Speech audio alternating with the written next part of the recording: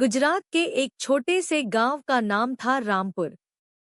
यह गांव चारों ओर से खेतों और जंगलों से घिरा हुआ था।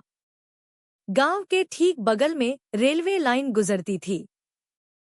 दिन में तो ट्रेन की आवाज गांव वालों को सामान्य लगती, लेकिन रात के समय ट्रेन की सीटी और पटरियों की खड़खड़ाहट सुनकर कई लोगों के रोंगटे खड़े हो जाते।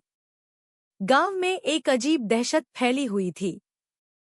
लोग कहते थे कि रेलवे लाइन के पास एक भूत भटकता है। वह अक्सर रात को दिखता है, कभी सफेद कपड़ों में, कभी बिना सिर के, तो कभी रोती चिल्लाती आवाज में।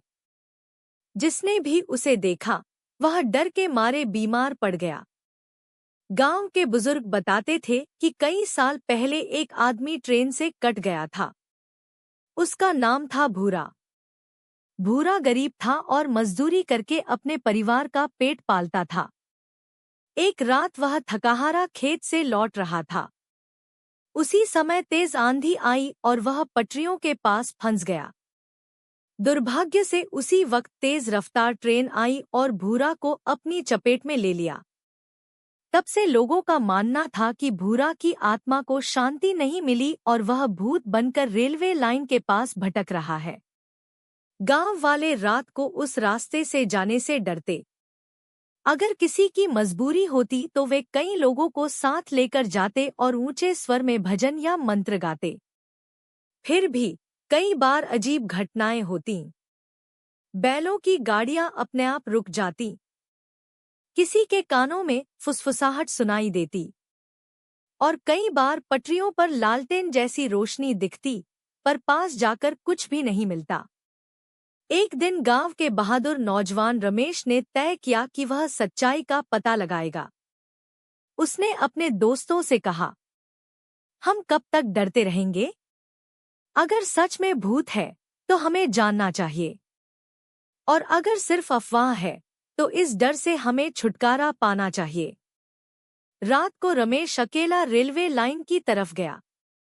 आसमान में चांद बादलों में छुपा था और वातावरण डरावना हो गया था। रमेश के हाथ में केवल एक टॉर्च थी। वह धीरे धीरे पटरियों के पास पहुंचा। अचानक उसे सीटी जैसी आवाज सुनाई दी, जबकि उस समय ट्रेन का कोई समय नहीं था। तभी उसने देखा, एक सफेद धुंध जैसी आकृति पटरियों के पास खड़ी थी। रमेश का दिल जोर जोर से धड़कने लगा, लेकिन उसने हिम्मत नहीं हारी।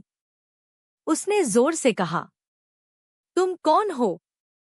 क्यों गांव वालों को डराते हो? तभी वह धुंधला साया और साफ दिखने लगा। वह भूरा ही था।